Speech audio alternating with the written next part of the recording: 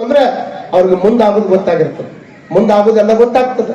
ಅಂತ ಒಂದು ಕಾರಣಕ್ಕೆ ಗುರುಪಾದ ಶಿವಯೋಗಿಗಳ ಹತ್ರ ಬಂದಾಗ ಈ ಹುಡುಗನ ನೋಡಿದ ಮೇಲೆ ಅಜ್ಜವ್ರಂದ್ರು ಅಂತ, ಈ ಹುಡುಗ ಬಹಳ ದೊಡ್ಡ ತಪಸ್ವಿಯಾಗಿ ಬೆಳಿತಾನೆ ಅಂತ ತಿಳ್ಕೊಂಡು ಸಣ್ಣ ವಯಸ್ಸಿನ ಹುಡುಗನನ್ನು ನೋಡಿ ಈ ಹುಡುಗ ದೊಡ್ಡ ತಪಸ್ವಿ ಆಗ್ತಾನೆ ಅಂತ ತಿಳ್ಕೊಂಡು ಅವತ್ತು ಹೇಳಿದ್ರೆ ಆ ಹುಡುಗ ಬೇರೆ ಯಾರಲ್ಲ, ಅವರೇ ಅತನಿ ಮುರುಗೇಂದ್ರ ಶಿವಯೋಗಿಗಳು ಅನ್ನುವಂಥದ್ದನ್ನ ನಾವೆಲ್ಲರೂ ಅರ್ಥ ಮಾಡ್ಕೊಳ್ಬೇಕಾಗ್ತದೆ. ಅತನಿ ಮುರುಗೇಂದ್ರ ಶಿವಯೋಗಿಗಳು ಸಣ್ಣ ವಯಸ್ಸಿಗೆ ಗುರುಪಾದೇಶ್ವರ ಹತ್ರ ಬಂದ್ರೆ ದೊಡ್ಡ ಜ್ಞಾನಿ ಆಗ್ತಾನೆ ಅಂತ ತಿಳ್ಕೊಂಡು ಹೇಳಿದ್ರು.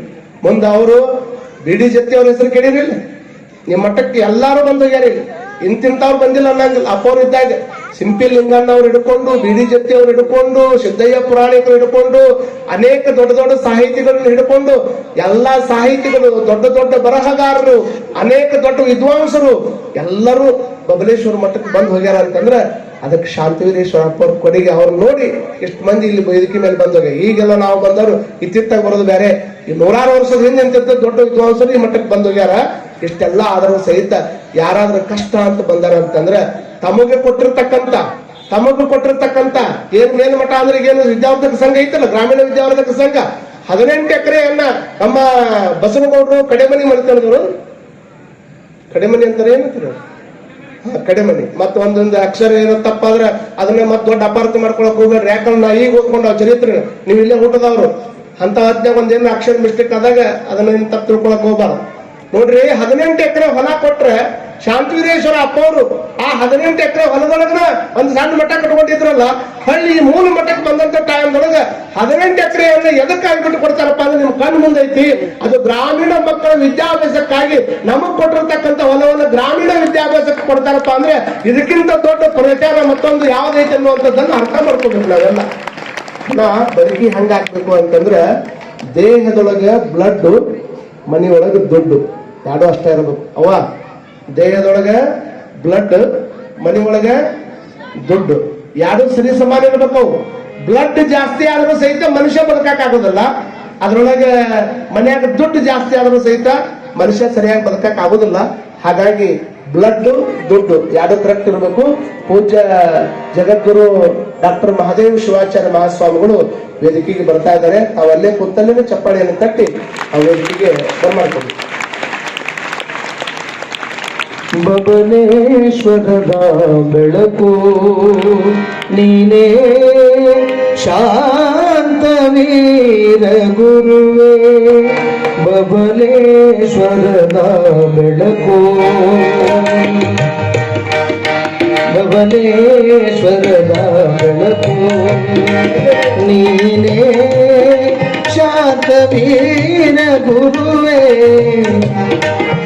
ಬಬಲೇಶ್ವರದ ಬೆಳಕು ನೀನೇ ಶಾಂತವೀರ ಗುರುವೇ.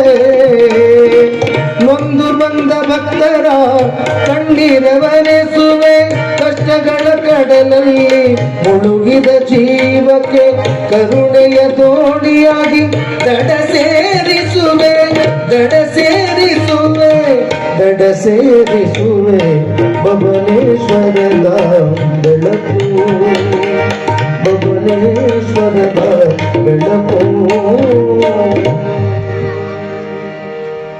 ಇಡೀ ಇತಿಹಾಸದ ಉದ್ದಕ್ಕೂ ಬಬಲೇಶ್ವರ ಮಠದ ಇತಿಹಾಸವನ್ನು ಹೇಳಿದ್ರೆ ಕೊಟ್ಟ ಉದಾಹರಣೆಗಳು ಸಿಕ್ಕಾಪಟ್ಟೆ ಅದಾವೆ, ಹೊರತಾಗಿ ಇಸ್ಕೊಂಡಿದ್ದು ಬಹಳ ಕಡಿಮೆ ಅನ್ನುವಂಥದ್ದನ್ನ ಭಕ್ತರಾಗಿರ್ತಕ್ಕಂಥವ್ರು ಹೆಮ್ಮೆಯಿಂದ ಹೇಳ್ಕೊಳ್ಬೇಕಾಗ್ತದೆ. ಬಂತನಾಳ ಶಿವಯೋಗಿಗಳು ಅಂದ್ರೆ ಬಂತನಾಳ ಸಂಗಮನಾಥ ಶಿವಯೋಗಿಗಳು ಏನದಾರಲ್ಲ, ವಿಚಾರ ಮಾಡ್ಕೋಬೇಕು ನೀವೆಲ್ಲ. ಅವರು ಕೂಡ ನಮ್ಮ ಮಠದೊಳಗೆ ಬಾಲ್ಯದೊಳಗೆ ಅಜ್ಜವ್ರ ಕಡೆಯಿಂದ ಸಂಸ್ಕೃತವನ್ನ ಕಲಿತಿರ್ತಕ್ಕಂಥವ್ರು.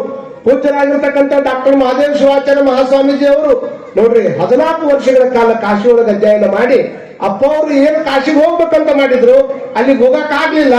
ಅವ್ರು ಇದ್ದಲ್ಲಿನೂ ಕಾಶಿಯನ್ನ ನಿರ್ಮಾಣ ಮಾಡುವಂತ ಪ್ರಯತ್ನವನ್ನ ಇರತಕ್ಕಂತ ಅಪರೂಪದ ತತ್ವಜ್ಞಾನಿ ಪರಮ ಪೂಜ್ಯರು ನಮ್ಮ ಮಠಕ್ಕೆ ಸಿಕ್ಕಾರೆ. ನಿಮ್ಮ ಮನೆಯಾಗ ಯಾರಿಗಾರ ಬಂಗಾರದ ಪದಕ ಬಂದವ್ರನ್ನ ಸ್ವಾಮಿ ಮಾಡಿದ್ರೆ ಮಾಡ್ತೀರೇನ್ ನೀವು? ಮಾಡ್ತೀರೇನ್ರಪ್ಪ? ಇಷ್ಟು ಮಂದಿ ಕುಂತೀರಿ, ಒಂದ್ ಸವಾಲ್ ಹಾಕ್ತೀನಿ ಅವ ನಿಮ್ಗೆ. ನಿಮ್ ಮನೆಯಾಗಿರ್ತಕ್ಕಂಥ ಒಂದ್ ಸಣ್ಣ ಮಗು ಅದನ್ನ ಹಾಸ್ಟೆಲ್ನಾಗ ಇಟ್ರೆ ಪಂಚಮಿ ಉಂಡಿ ಬಂದವಂದ್ರೆ ಉಂಡಿ ಕೊಡಾಕ್ ಹೋಗ್ತೀರಿ, ಚಕ್ಲಿ ಮಾಡಿದ್ರೆ ಚಕ್ಲಿ ಕೊಡಾಕ್ ಹೋಗ್ತೀರಿ, ಇಲ್ಲ ಅವ್ರನ್ನ ಕರ್ಕೊಂಡ್ ಬಂದು 2 ದಿವಸ ಹಬ್ಬದಾಗಿ ಇಟ್ಕೊಂಡು ಆಮೇಲೆ ಹಾಸ್ಟೆಲ್ಗೆ ಕಳಿಸುವಂತ ಪ್ರಯತ್ನ ಮಾಡ್ತೀರಿ. ಹಾಸ್ಟೆಲ್ಗೆ ಹೋದ್ರೂ ಸಹಿತ ನಿಮ್ ಮಕ್ಕಳು ಹೊಳಿ ಬರ್ತಾವ, ಅಯ್ಯವ ನಿಮ್ ಮಕ್ಕಳು ಹೊಳಿ ಬರ್ತಾವ. ಆದ್ರೆ ಈ ಒಂದು ಮಠಕ್ಕೆ ಬಂದು ಸ್ವಾಮಿ ಆಗಿ ಕುಂದಿರ್ತಕ್ಕಂಥ ಮಗು ಹೊಳ್ಳಿ ಮನೆಗೆ ಹೋಗಕ್ಕೆ ಆಗೋದಿಲ್ಲ. ಮತ್ತೆ ಯಾವ ತಾಯಿನೂ ಸಹಿತ ತನ್ನ ಮಗನನ್ನ ಸನ್ಯಾಸಿ ಮಾಡ್ಬೇಕಂತ ಯಾವ ತಾಯಿಗೂ ಅಪೇಕ್ಷೆ ಇರಂಗಿಲ್ಲ, ಯಾವ ತಾಯಿಗೂ ಅಪೇಕ್ಷೆ ಇರಂಗಿಲ್ಲ. ಯಾವ ಮಕ್ಕಳನ್ನು ಸಹಿತ ಬೇಕಾದಿರ್ಲಿ, ಅದು ಕುಂಟಿರ್ಲಿ, ಕುರುಡ ಇರ್ಲಿ, ಮತ್ತೊಂದಿರ್ಲಿ, ಏನೇ ಇರ್ಲಿ, ನನ್ನ ಮಕ್ಕಳು ನನ್ನ ಕಣ್ಣು ಮುಂದಿರ್ಬೇಕಂತ ವಿಚಾರ ಮಾಡ್ತಾಳೆ ಹೊರತಾಗಿ ಯಾವ ತಾಯಿನ ಸಹಿತ ನನ್ನ ಮಗ ಸನ್ಯಾಸಿ ಆಗ್ಲಿ ಅಂತ ಯಾರು ಕೂಡ ವಿಚಾರ ಮಾಡುವಂಗಿಲ್ಲ. ಕಾಶಿ ಒಳಗೆ 14 ವರ್ಷಗಳ ಕಾಲ ಅಧ್ಯಯನ ಮಾಡಿ ಅದ್ರ ಜೊತೆಗೆ ಬಂಗಾರದ ಪದಕವನ್ನು ತೆಗೆದುಕೊಂಡು PhD ಪದವಿಯನ್ನು ಪಡ್ಕೊಂಡು ಮತ್ತ ಪರಮ ಪೂಜ್ಯರಾಗಿರ್ತಕ್ಕಂಥವ್ರು ಸುಮಾರು 78 ವರ್ಷಗಳ ಕಾಲ ನಿಮ್ಮೆಲ್ಲರ ಸೇವೆಗಳನ್ನು ತೊಗೊಳ್ತಾರೆ ಅಂದ್ರೆ ಇದಕ್ಕಿಂತ ದೊಡ್ಡ ಪವಾಡ ಜಗತ್ತಿನಾಗ ಯಾವುದೂ ಇಲ್ಲ ಅನ್ನುವಂಥದ್ದನ್ನ ಅರ್ಥ ಮಾಡ್ಕೋಬೇಕು ನಾವು. ಅಜ್ಜವರು ಪೂಜ್ಯರಾಗಿರ್ತಕ್ಕಂಥ ಶಾಂತವೀರೇಶ್ವರ ಅಪ್ಪವರು ಇಲ್ಲೇ ಶಿವಣಿಗೆ ಶಾಸ್ತ್ರಿಗಳ ಹತ್ರ, ಅದ್ರ ಜೊತೆಗೆ ಬೈಲೊಂಗಲ್ ಗಂಗಾಧರ ಶಾಸ್ತ್ರಿಗಳು, ನಮ್ಮ ಮಠದೊಳಗೆ ಸಂಸ್ಕೃತ ಪಾಠಶಾಲೆ ಪಾಠ ಹೇಳಿರ್ತಕ್ಕಂಥ ವ್ಯಕ್ತಿಗಳು, ಅಂತ ದೊಡ್ಡ ಶಾಸ್ತ್ರಿಗಳೆಲ್ಲ ಕುಡ್ಕೊಂಡು ಜಾವಾಪುರದ ಬಸವ ಶಾಸ್ತ್ರಿಗಳು, ಇಂಥ ಅನೇಕ ಶಾಸ್ತ್ರಗಳು ಕುಡ್ಕೊಂಡು ಹೇಳುವಂತ ಪಾಠ ಕೇಳಿ ಮುಂದೆ ಅವರೆಲ್ಲ ಬಿಟ್ಟು ಹೋದ್ಮೇಲೆ ಅಪ್ಪವರು ಸಂಸ್ಕೃತ ಪಾಠ ಹೇಳಕತ್ರು. ಮುಂದೆ ಸಂಸ್ಕೃತದೊಳಗೆ ಅಷ್ಟಕಗಳನ್ನು ಬರೆದ್ರು. ಅವ್ರ ಅತಿ ಪ್ರೀತಿಯಾಗಿರ್ತಕ್ಕಂಥ ಗುರುಗಳು ಯಾರು ಅಂದ್ರೆ ಅದು ಅತನಿ ಮೃಗೇಂದ್ರ ಶಿವಯೋಗಿಗಳು, ಗುರುಪಾದ ಶಿವಯೋಗಿಗಳು, ಅದರ ಪ್ರಸಾದ ಸ್ಥಳವನ್ನು ಕೊಟ್ಟಿರ್ತಕ್ಕಂಥ ಅನುಗ್ರಹ ಕೊಟ್ಟಿರ್ತಕ್ಕಂಥ ಗುರುಗಳಾಗಿರ್ತಕ್ಕಂಥ ಬಿದಿರಿ ಕುಮಾರ ಮಹಾಸ್ವಾಮಿಗಳು, ಹಾನಗಲ್ಲ ಗುರುಕುಮಾರ ಮಹಾಶಿವಗಳು 4 ಜನರ ಮೇಲೆ ಅಷ್ಟಕಗಳನ್ನು ಸಂಸ್ಕೃತದೊಳಗೆ ಅದ್ಭುತವಾಗಿ ಬರೆಯುವಂತ ಒಂದು ದೊಡ್ಡ ತಾಕತ್ ಯಾರಿಗಿತ್ತು ಅಂದ್ರೆ ಅದು ಪರಪೂಜ್ಯ ಶಾಂತವೀರ ಅಪ್ಪ ಅವ್ರಿಗಿತ್ತು ಅನ್ನುವಂಥದ್ದನ್ನು ನಾವೆಲ್ಲ ಭಕ್ತರು ಅಭಿಮಾನದಿಂದ ಒಪ್ಕೋಬೇಕಾಗ್ತದೆ. ಇಡೀ ತಮ್ಮ ಜೀವನವನ್ನೆಲ್ಲ ನನಗಾಗಿ ಏನೂ ಇಲ್ಲ, ಸ್ವಂತಕ್ಕಾಗಿ ಏನೂ ಇಲ್ಲ, ಸಮಾಜಕ್ಕಾಗಿನೇ ಎಲ್ಲ ಅನ್ನುವಂತ ಭಾವನೆಯೊಳಗೆ ಬದುಕಿ ಹೋದವರು ಶಾಂತವೀರೇಶ್ವರ ಅಪ್ಪ ಅವರು ಅನ್ನುವಂಥದ್ದು. ಹಾಗೆ ನಮ್ಮ ಹಣವನ್ನು ಸಹಿತ ಈ ಹುರುಳಿಲ್ಲದ ಶ್ರೀಯ ನೆಚ್ಚಿ ಕೆಡಬೇಡ ಮನಜ ಎಷ್ಟು ದಿವಸ ನಮ್ಮೆಲ್ಲ ಯಜಮಾನರು ಕರ್ಕೊಂಡು ಹೋದ್ರು ಕೂಡಲಿಂದ ಮಾಲೆ ಹಾಕಿದೆ. ಹಿಂಗ್ ಹೊಳ್ಳಿ ಬರ್ಬೇಕಾದ್ರೆ ಆಕಿ ಹಿರಿಯ ಮಗಳು ಪಾಪ ಅವ್ರ ಪುಣ್ಯ ಬಾಳ ಪ್ರೀತಿ ಕಾಣ್ತದೆ. ಅವ್ರು ಎಲ್ಲ ಹಿಂಗ್ ಹೇಳ್ಕೊಂಡು ಅಜ್ಜರ್ ಬಂದ ಸರಿ ಸರಿ ಅಂತ ಹೇಳ್ಕೊಂಡು ಹೋಗಿ ಮಾಲೆ ಹಾಕಿ ಹಿಂಗ್ ಹೊಡೋದ್ರಾಗ ನನ್ನ ಕಾಲ್ ಹಿಡ್ಕೊಂಡು ಅಳಕ್ ಹತ್ಲಕ್ಕೆ ಹೆಂಗ್ ಅಳತಿರ್ಬೇಕು, ಯಪ್ಪ ಯಾವ್ದು ಕೂಡ್ಲೆ ಆಯೇ ದುಃಖಂ ನಯೇ ದುಃಖಂ ಹೀಗರ್ಥ ಕಷ್ಟ ಸಂಶ್ರಯ. ಅದು ಬರಬೇಕಾದ್ರೂ ದುಃಖ ಮಾಡ್ತದೆ, ಹೊಳ್ಳಿ ಹೋಗ್ಬೇಕಾದ್ರೂ ದುಃಖ ಮಾಡ್ತದೆ. ಇಂಥ ಹೋಗ್ಬೇಕಾದ್ರೆ ಬರಬೇಕಾದ್ರೆ ದುಃಖ ಮಾಡುವಂತ ಹಣಕ್ಕೆ ನಂದು ಧಿಕ್ಕಾರ ಇರಲಿ, ಧಿಕ್ಕಾರ ಇರಲಿ, ಧಿಕ್ಕಾರ ಇರಲಿ ಅಂತ ಸಂಸ್ಕೃತ ಸುಭಾಷಿತಕಾರ ಹೇಳ್ತಾರೆ. ಅತನಿ ಮುರುಗೇಂದ್ರ ಶಿವಯೋಗಿಗಳು ಹಿಂಗ ಮಠದೊಳಗೆ ಅಡ್ಡಾಡಕತ್ತಿದ್ದಾರೆ. ಹಿಂಗ ಅಡ್ಡಾಡುವಂತ ಸಮಯದೊಳಗೆ ಅಲ್ಲೊಂದು ಬಂಗಾರದ ತೂಣು ಬಿದ್ದಿತ್ತು, ಬಂಗಾರದ ನಾಣ್ಯ ಬಿದ್ದಿತ್ತು. ಬಂಗಾರದ ನಾಣ್ಯ ಬಿದ್ದಿತ್ತಲ್ಲ, ಅದನ್ನ ನೋಡಿ ಶಿವಯೋಗಿಗಳು ಅಂತಾರೆ, ನಾಣ್ಯ ಬಿದ್ದೈತಿ ಯಾರಿಗಾರ ಕೊಡಕ್ ಬರ್ತೈತೆ ಅಂತ ತಗೊಳಕಂತ ಬಗ್ಗಿದ್ರಿ. ಬಗ್ಗದಾಗ ಮನಸ್ಸು ಇರುತ್ತೆ. ನೀವು ದೊಡ್ಡ ಶಿವಯೋಗಿಗಳು, ನೀವು ಬಂಗಾರಕ್ಕೆ ಬಗ್ಗಿದ್ರೆ ವಿರಾಗಿಗಳು ಬಂಗಾರಕ್ಕೆ ಬಗ್ಗದಂಗ ಆಕತಿ, ಯಾಕೆ ಬಗ್ತಿರ್ಬೇ, ಯಾರ ತೋಲ್ ಹೊಕ್ಕಾರ ಅಂತ ತಿಳ್ಕೊಂಡು ಹಿಡ್ತಾವ. ಮತ್ತೆ ಅದ್ರ ಮತ್ತೆ ಹಿಂಗ್ ಹೋಗ್ಬಲ್ಲ, ನಿಮಗ್ ತೋಳಿಲ್ಲ ಅಂದ್ರೆ ನಾವ್ ಯಾರಿಗಾರ ಕೊಡಕ್ ಬರ್ತೈತೆ ತಗೋರದಲ್ಲ ಅಂತ ಮತ್ತೆ ಬಗ್ಗಿದ್ರು. ಹಿಂಗ್ 2 ಸಲ ಬಗ್ಗಿದ್ರ ಅಂದ್ರೆ 21 ಸಲ ಬಗ್ಗಿದ್ರು ಅವ್ರು. ಹಿಂಗ್ ಬಗ್ಗವ್ರು ಮುಟ್ಟಾಕಂತ ಹೋದ್ಬಿಡ್ಲೆ ಏನು ಅಂತ ಹೇಳುದು ಹೇಳೋದು, ಹಿಂಗ್ ಬಗ್ಗವ್ರು ಮುಟ್ಟಕ್ಕಂತ ಹೋಗೋರು ಏನೋ ಹೇಳಿದ್ರು ಹೇಳೋದು. ಹಿಂಗಾದ್ರೆ ಬಹಳ ಕೆಲಸ ಕೆಡ್ತೈತೆ ಅಂತ ಮಠದಾಗ ಒಂದು ಆಯಿ ಕಸ ಹೊಡ್ಯಾಕತ್ತೀನಿ. ಏ ಆಯಿ ಬಾಯಿ ನೆನ್ತ್ ಕರೆದ್ರ ಅಪ್ಪೋರ್ ಕರೆಯಾಕತ್ತಾರ ಅಂತ ಹೇಳ್ಕೊಂಡು ಸರಗ್ ತಗೊಂಡ್ ಅಪ್ಪೋ ಏನಪ್ಪ ಹೇಳಿ ಏನಿಲ್ಲ, ಇಲ್ಲಿ ಬಂಗಾರ ಬಿದ್ದತ್ತೆ ನೋಡು, ತಗೊಂಡು ಹೋಗೋದ್ರ ಮನೆಗೆ. ಅವಾಗ ಅಪ್ಪವ್ರಿಗೆ ಹೇಳಿದಂತ ಮುದುಕಿ ಮಾತು ನಿಮ್ಗೆಲ್ಲ ತಲೆಗಿರ್ಲಿ, ಬಂಗಾರ ಬಿದ್ದೈತಿ ತಗೊಂಡು ಮನೆಗೆ ಹೋಗಂತ ತಿಳ್ಕೊಂಡು ಶಿವಯೋಗಿಗಳು ಹೇಳಿದ್ರು ಸಹಿತ ಮುದುಕಿ ಅಂತಕ್ಕಂತ ಯಪ್ಪ ಈ ಬಂಗಾರ ಮುಟ್ಟಕ್ ನಾವಲ್ಲಿ ಅನ್ಲಕ್ಕಿ, ನಾನೇ ಹೇಳಕತ್ತೀನಿ ತಗೋ, ಅದನ್ನ ತಗೊಂಡ್ ಮನೆಗೆ ಹೋಗೋ ಅಂತ ತಿಳ್ಕೊಂಡು ಹೇಳಿದ್ರ ಅವಾಗ ಅತನಿ ಮುರುಗೇಂದ್ರ ಶಿವಯೋಗಿಗಳು ಹೇಳಿದ್ರು ಆ ಮುದುಕಿ ಬಂಗಾರ ಮುಟ್ಲಿಲ್ಲ. ಬಂಗಾರ ತಗೊಂಡು ಹೋಗಂತ ಹೇಳಿದ್ರು ಮುಟ್ಲಿಲ್ಲ. ಅದ್ರ ಬದಲಾಗ ಒಂದ್ ಮಾತು ಹೇಳ್ತಂತ. ಏನ್ ಮುದುಕಿ ಹೇಳ್ತು ಅಂದ್ರೆ, ಯಪ್ಪ ನಾ ಯಾಕೆ ಇದನ್ನ ಮುಟ್ಟಾಕೊಲ್ಲಿ ಅಂತೀನಿ ಅಂದ್ರೆ ನಿನ್ನಂತ ಎಲ್ಲಾ ಬಿಟ್ಟು ಶಿವಯೋಗಿನ 20 ಸಲ ಬಗ್ಗಿಸಿದ ಅವಾಗ ಹಾಕಿದ ಕಾಲ್ಬಾರ್ದು ತಿಳ್ಕೊಂಡು 30 ಸಲ ಕಂತ ಇವ್ರ ಮನೆಗೆ ಬಂದ. ಅದೇ ಐತಿ ತಿಳ್ಕೊಬೇಕು. ಎದಕ್ ಬಂದರಮ್ಮ ಅದನ್ನ ವಿಚಾರ ಮಾಡ್ಕೋಬೇಕು. ಯಾವ ವ್ಯಕ್ತಿ ಮನುಷ್ಯನಿಗೆ ದುಡಿಲಾರ್ದವ್ರಿರ್ಲಿ ಮತ್ತೊಂದಿರ್ಲಿ 50 ರಿಂದ 100 ರೂಪಾಯಿ ರೊಕ್ಕ ದುಡಿಯುವಂತವ್ರು ಮೊಮ್ಮಕ್ಳಿಗೆ ಲಕ್ಷ್ಯ ಕೊಡ್ತೀನಿ ಅಂದ್ರೆ ಯಾರಿಗಾದ್ರೂ ಹಿಂಗ ಆಗೋದ.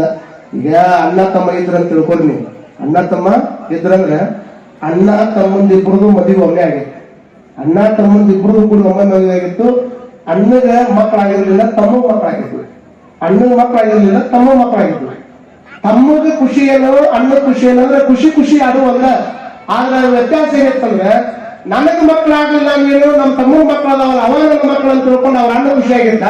ತಮ್ಮಗೆ ಏನ್ ಖುಷಿ ಆಗಿತ್ತಂದ್ರೆ ನಮ್ಮ ಅಣ್ಣನ ಮಕ್ಕಳಾಗಿಲ್ಲ, ಅವ್ನ ಮಕ್ಕಳಾಗಲಾರ್ದಕ್ಕೆ ನನ್ನ ಮಕ್ಕಳಿಗೆ ಅವ್ನ ಆಸ್ತಿ ಬರ್ತದಂತ ಇವಾಗ ಖುಷಿ ಆಗಿತ್ತು. ಖುಷಿ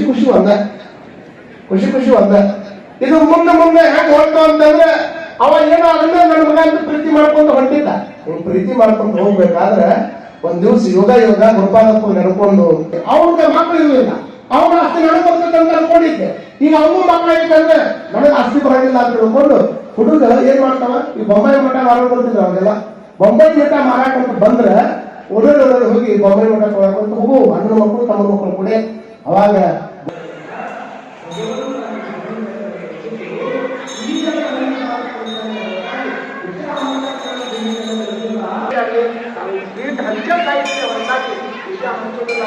ಬೊಂಬೈ ಮಠದವರು ಮಾತ್ರ ಹಾಗಾಗಿ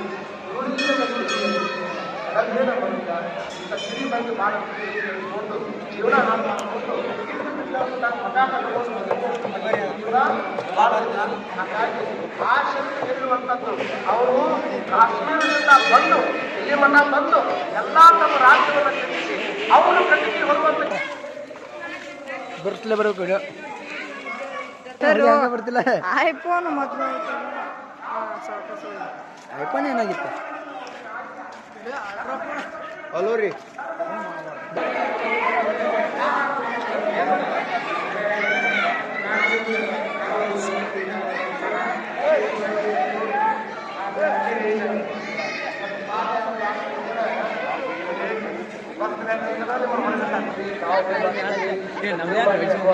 ಚೆನ್ನಾಗಿ ಮಾಡೋಣ, ಚೆನ್ನಾಗಿ ಹಂಗಲ್ವ ಅಣ್ಣ ಅದು.